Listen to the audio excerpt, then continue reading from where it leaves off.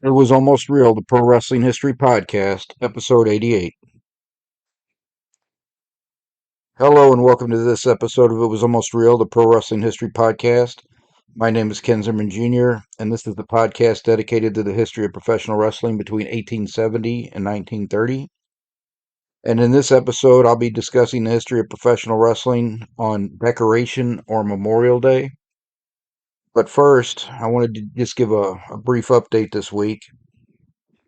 I am always amazed by the reach of the podcast. I had a little bit of time this week to start catching up on some of my duties as regards to podcasts, and I noticed that we were downloaded a couple dozen times. I think 36 downloads for the Seychelles, which I thought was a group of islands, but it's actually an island country off the coast of East Africa.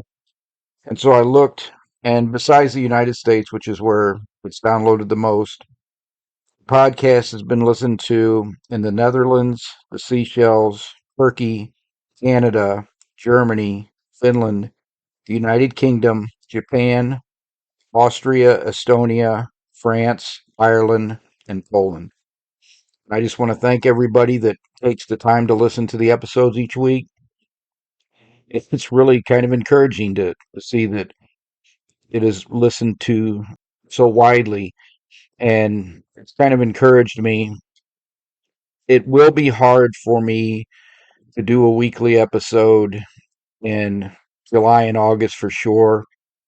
But I have several months out of the year. So from October until March, doing a weekly episode would not be that challenging. I could do the research and I could put a weekly episode out pretty easily. When you start getting into April and then definitely May, June, July, and August, and the first couple weeks of September, that is my super busy time at work because I have offboarding, onboarding.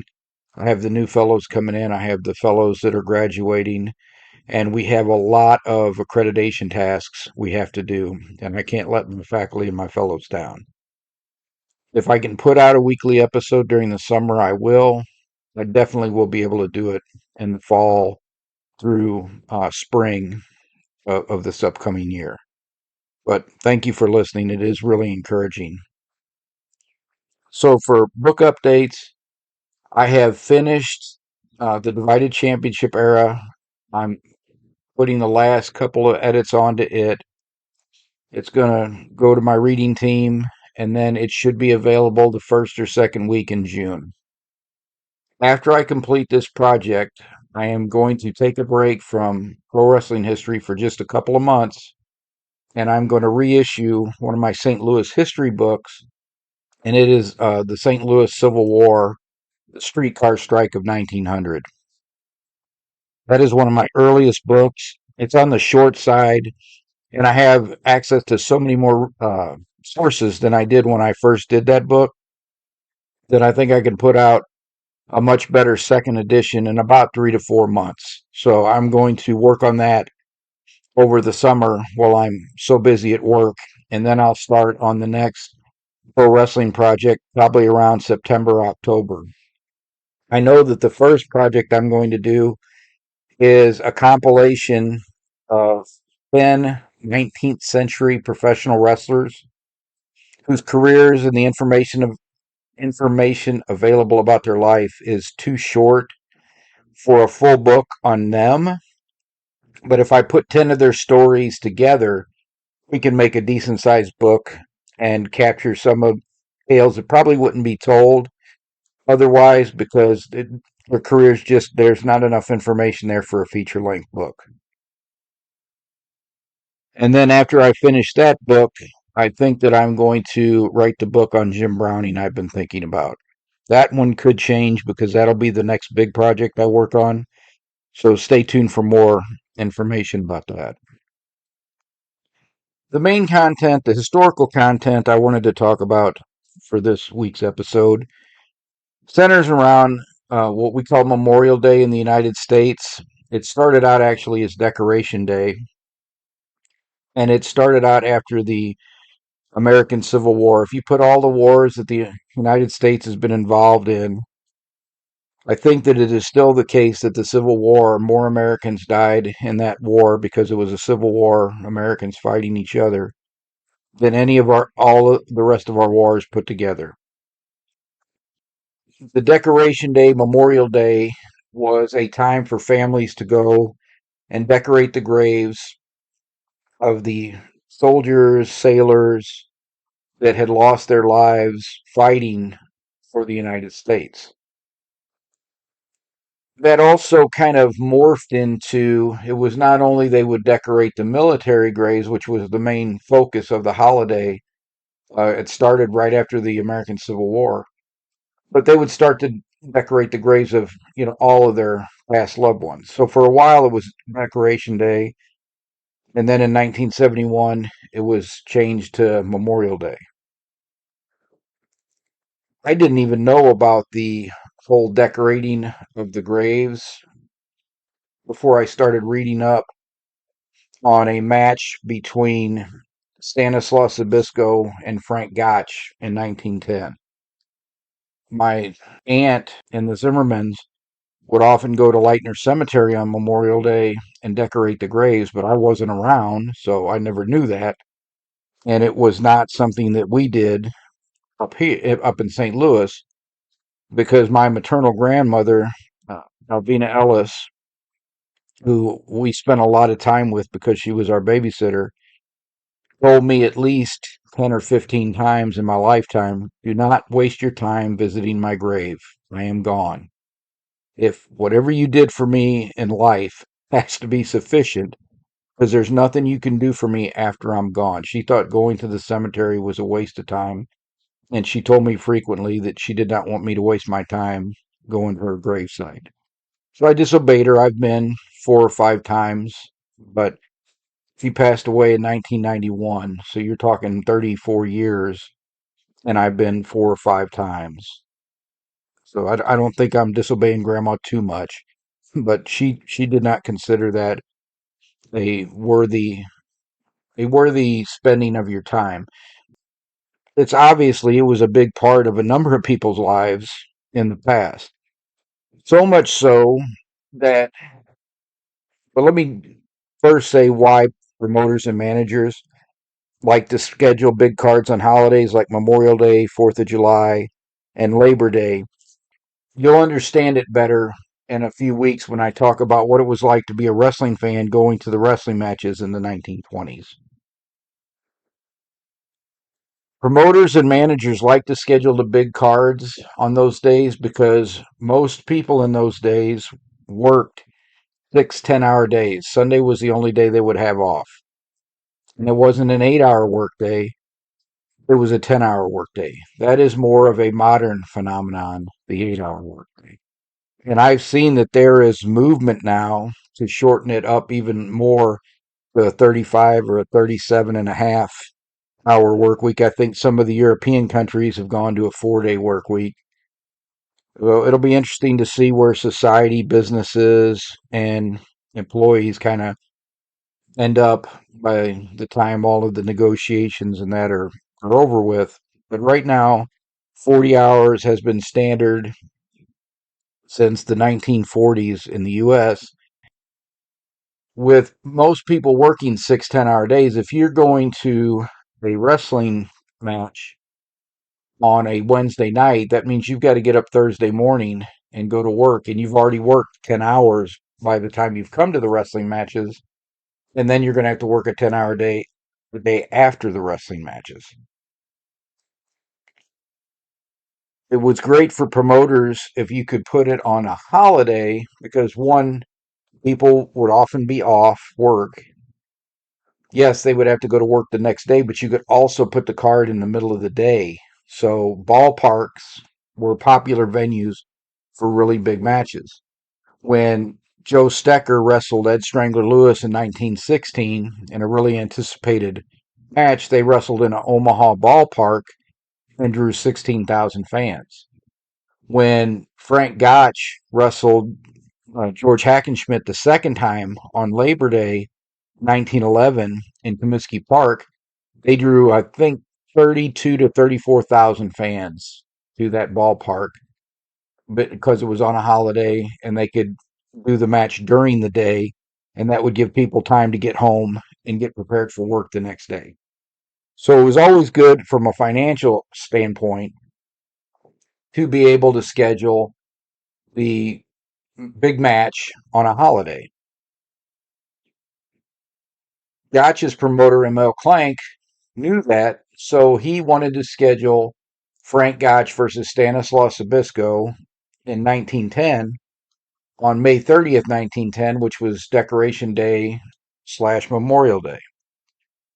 However, the mayor of Chicago at the time refused to issue a permit for them to have that match on that day because he felt it would lead people to skip going and decorating the graves of their relatives and service members. And he did not think that was correct or right. So he refused to issue the permit and would only issue the permit for Wednesday, June 1st, which was in the middle of the week and not a holiday. They still had the match at the ballpark. They did not draw anywhere near the amount of fans that they would have had they been able to hold it in Comiskey Park on a Monday.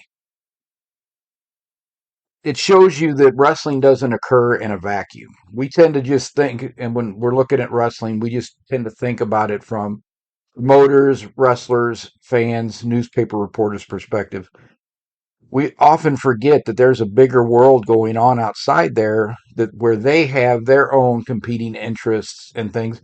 You would think that if you're trying to schedule a big card in a major city like Chicago, that the mayor is going to refuse to issue you a permit because you're going to get the wrestling fans away from what he felt was the main task for the day of decorating the graves of their loved ones instead of going to the wrestling matches.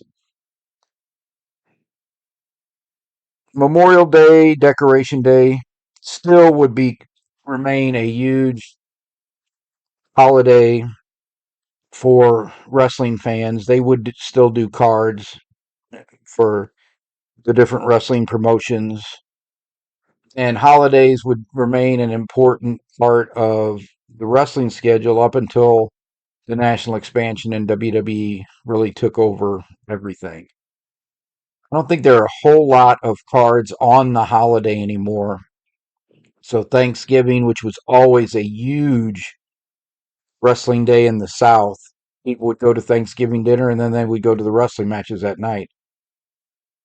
Normally, it's not on Thanksgiving anymore. It is on the weekend of Thanksgiving. Just like any specials around Christmas are usually not on Christmas or Christmas Eve, but they're normally around the Christmas holidays.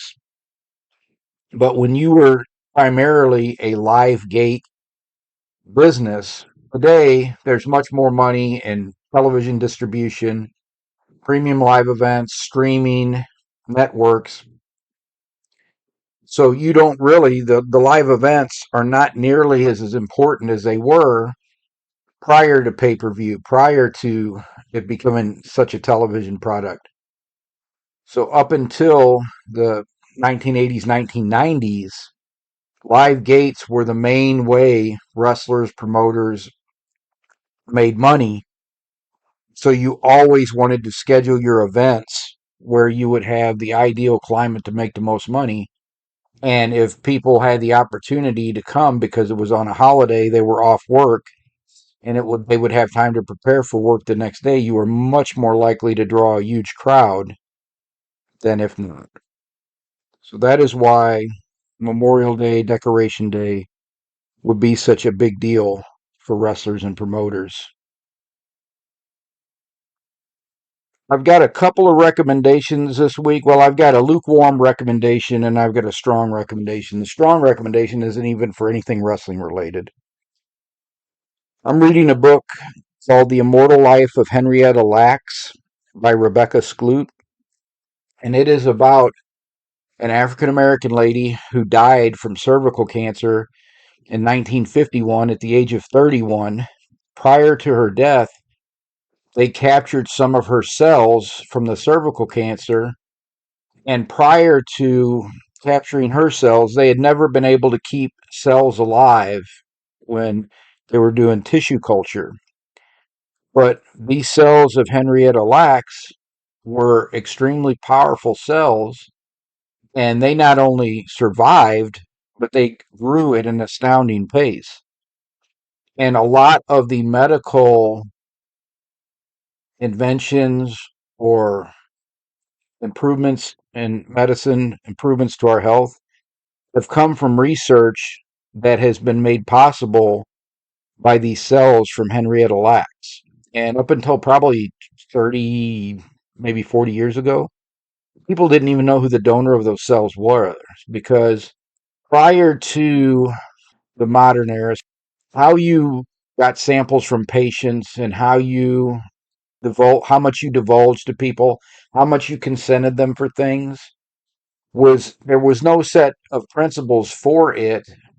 You could actually do more when a person was alive than after they had passed. Once they passed, there were lots of laws and rules about what you could do to their body and their tissue and everything. But prior to that, while they were still alive, it was not unusual for people not to even tell the patient that they were taking cells and what they were taking the cells for. Today, that's all gone. You cannot do that anymore. There's laws and best practices around how you do those things. But back then, it was not unusual. So the family did not even know that the cells they had taken from Henrietta had such an amazing impact on medicine and science and the ability to make medical improvements. The polio vaccine would not have been possible without the cells from Henrietta Lacks. This book is inspiring. It's heartbreaking. It will make you want to cry. It'll make you smile. It'll make you proud. It'll make you ashamed. It is just a really good book. So if you have any interest in that subject at all, I would recommend it highly. The one that I'm giving the lukewarm recommendation for is WWE Vault. Just recently put out. It's about an hour and 13 minutes, and it is a compilation of interviews, match segments, and the like about the Sabu versus Taz feud in ECW, leading to the barely legal 1997 pay-per-view, which I believe was ECW's first pay-per-view. They built this match for a year and 5 or 6 months, maybe 7. Part of the reason they built for so long was that both guys were injured at different points, so the match wasn't possible until then anyway. The other reason that they took it out, or the reason I'm giving it the lukewarm recommendation, that was easy for me to say. It took me 15 seconds to say something that should have taken me about 2. Sabu versus Taz is mostly Taz. And I know the WWE put this out because Sabu unfortunately just passed away a few weeks ago at 61 years of age. And I think they put this out to kind of honor him and the contributions he and Taz made to the company. As anybody that listens to this regularly knows, I'm not a fan of hardcore wrestling. I don't really like that style, and I don't feel like the ECW stuff really holds up that well.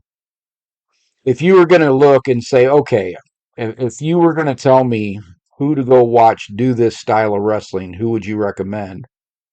I would recommend a Sabu and a Taz. I think that for that style of wrestling, they did it very well.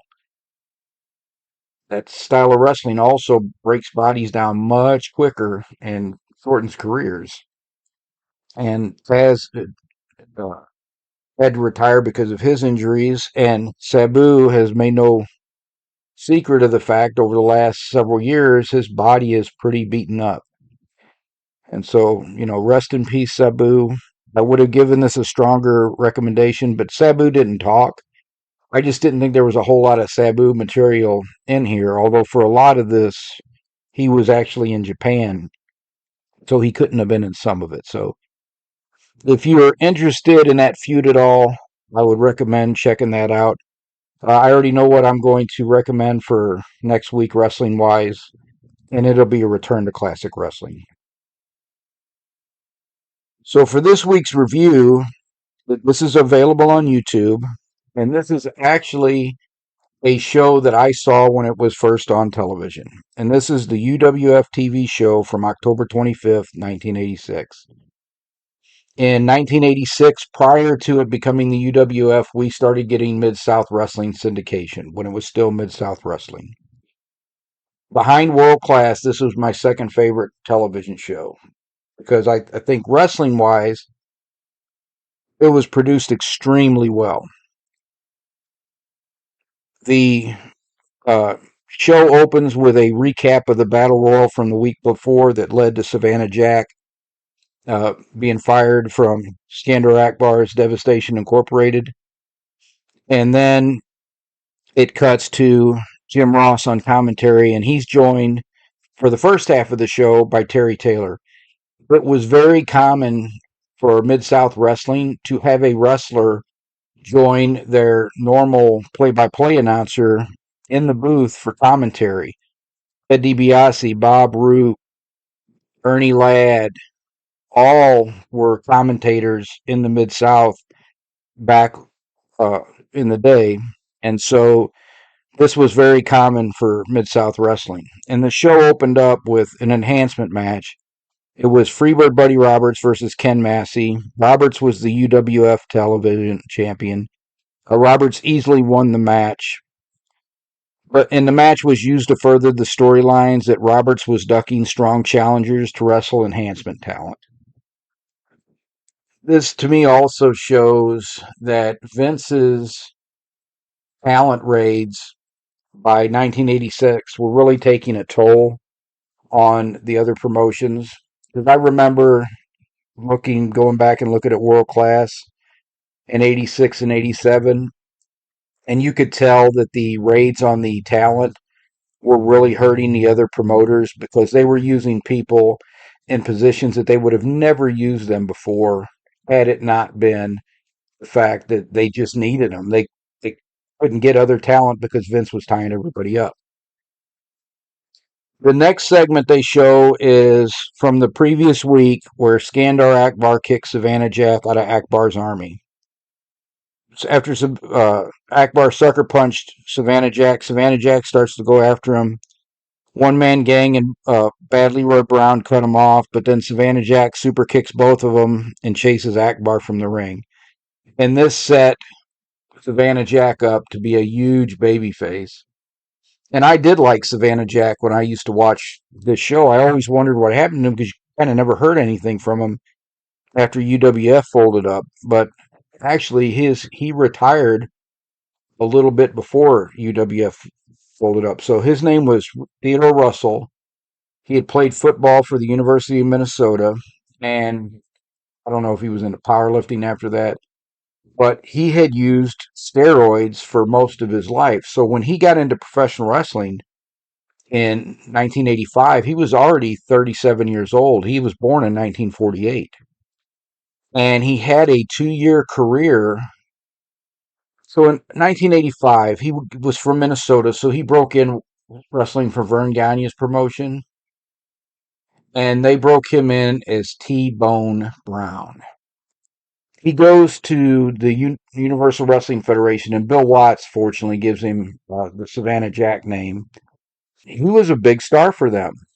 What happened was, and I didn't realize it, because it happened really close to when Bill Watts sold the territory to Crockett.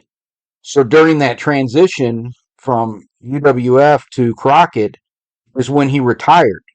So he was on television with UWF till the end, but he never transferred over to Crockett, which I thought was odd because I thought he was as good or better than some of the guys they had, and they had a lot of great talent.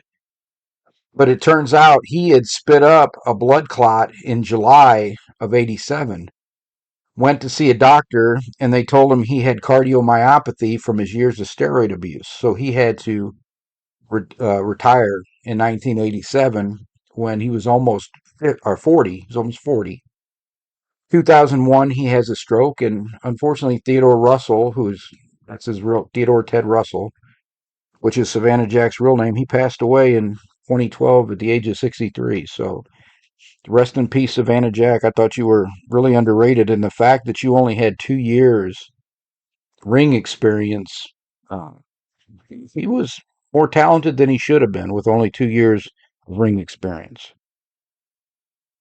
After that segment, they go to a replay of the last part of the Hayes and Roberts versus DiBiase and Taylor Country whipping tag team match.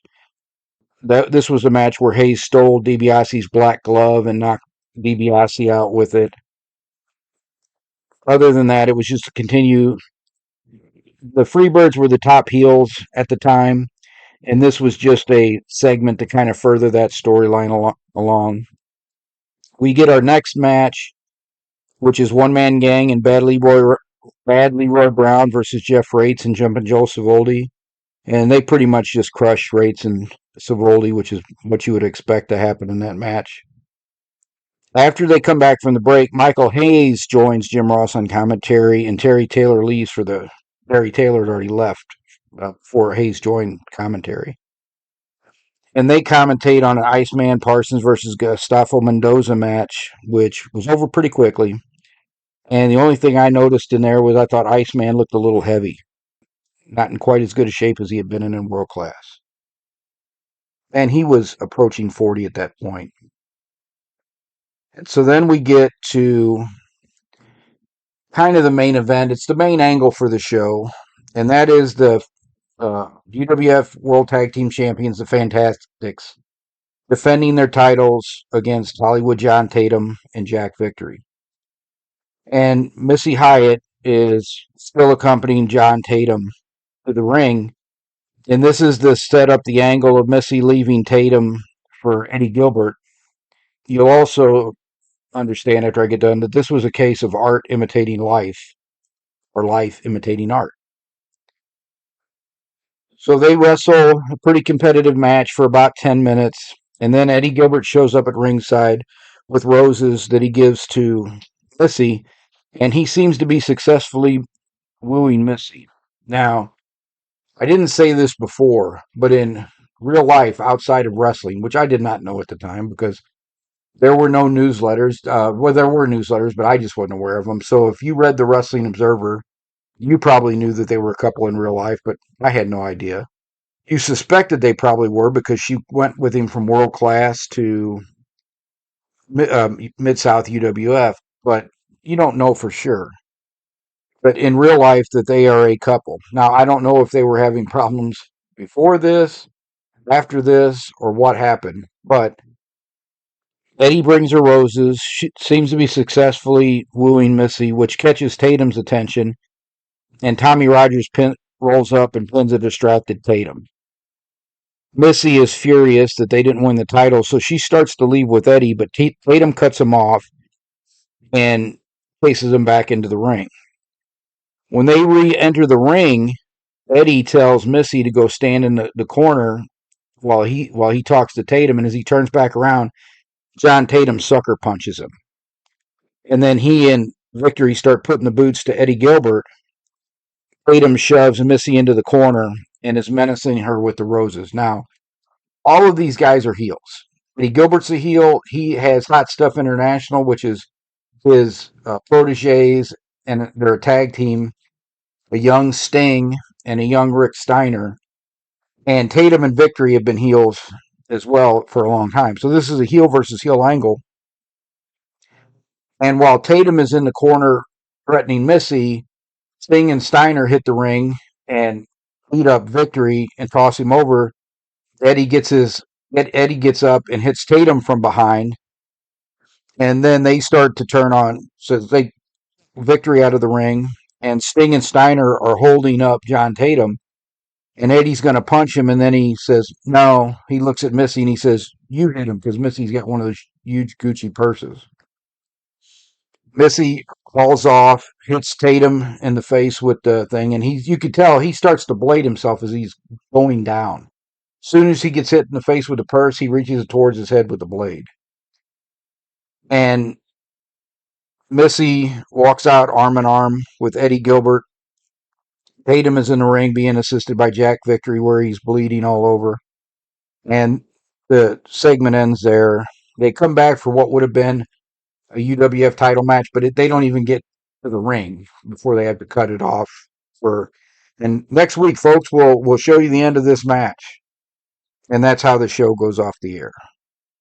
So why did I spend so much time on that wrestling angle and say it was a art imitating life or life imitating art? Because at the time of this wrestling match, Hollywood John Tatum and Missy Hyatt were a couple. They break up on the show, and pretty soon Missy Hyatt and Eddie Gilbert, who was booked to be her love interest on the show, is her love interest in real life, and they get married. Now, were they secretly liking each other before that? Did they have some kind of affair before that? Who knows? Who cares? I don't have time for that in life. One of the reasons I hate morning radio is because it's nothing but juvenile humor, mostly juvenile toilet humor, and celebrity gossip. Who cares? I got enough going on in my own life. I don't need to be worrying about everybody else's. But in wrestling, couples have resisted being portrayed as being in any kind of conflict on the show because frequently, if they break up on the wrestling show, they break up in real life as well. Don't know why that phenomenon exists, but it does. And this is a case of it. Although, who knows? Eddie was the booker. Maybe he was already having uh, a dalliance with Missy on the side. And this was their way of getting her away from John Tatum on the show and in real life as well. John Tatum was no longer associated with Missy, who was the best part of his act. So he left Mid South, UWF, for World Class again. And I think I don't know if he finished his career out there, but I don't remember hearing much more of John Tatum after World Class. And then Missy married and divorced Eddie. It's Eddie's relationship with Missy that usually is the one that they say was destructive for Eddie and or Missy.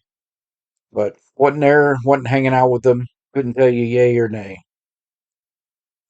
I'm going to review a number of different shows that are available on YouTube from different eras. I'm definitely going to do shows that I watched. I watched this one in real time when it was going on. I want to review Central States Wrestling because anybody who thinks that AWA wrestling is the worst thing that's ever been perpetrated on the public, I don't agree with you. There are some good things on the AEW show, and there has been some really bad wrestling in the past. One point I always try to make in every history talk I ever give, particularly when I start talking about true crime or history of like St. Louis, is that the good old days or the golden age is always a myth. There has never been this magical time in human history where people have been kind to each other, everything was better, and the entertainment was so much better. It never existed. There was bad stuff in every era of wrestling. There was good stuff in every era of wrestling, and it's the same way as it is today. I may prefer the wrestling that I watched when I was a kid, but it doesn't mean that it's better than everything that's been made today. And so we'll review some shows that are going to be really good. We're going to review some shows that are really bad. And I'll still always try to recommend at least a match in the recommendation besides the review. The episode next week is going to be on what it was like to be a fan in 1920. And then the following week, I'm going to talk about a worked title switch from 1887 and why that might have been a worked title switch. It's not the first worked title switch I know from the 1900s, but they were rare. Usually, when you drop the title to somebody, it wasn't a work, but there were some work title matches back then. I think that's going to be it for this week's episode. We've already talked about next week. If you have a chance to rate this or rate this podcast wherever you listen to it. I'd greatly appreciate it. It does help with the visibility for the podcast. You can always check out the show notes for this episode at kenzermanjr.com/ episode 88. The show notes are always available, but that website is my author website. So it has a bunch of posts that I've written, not only on professional wrestling history, but St. Louis history, film. I've got a little bit of family history up there. And you can also see a list of the books that I've written. Most of them, well, actually, I'd say half are combat sports and half are St. Louis history. But you can check that out at kenzermanjr.com. And until next time, everybody, take care. Bye bye.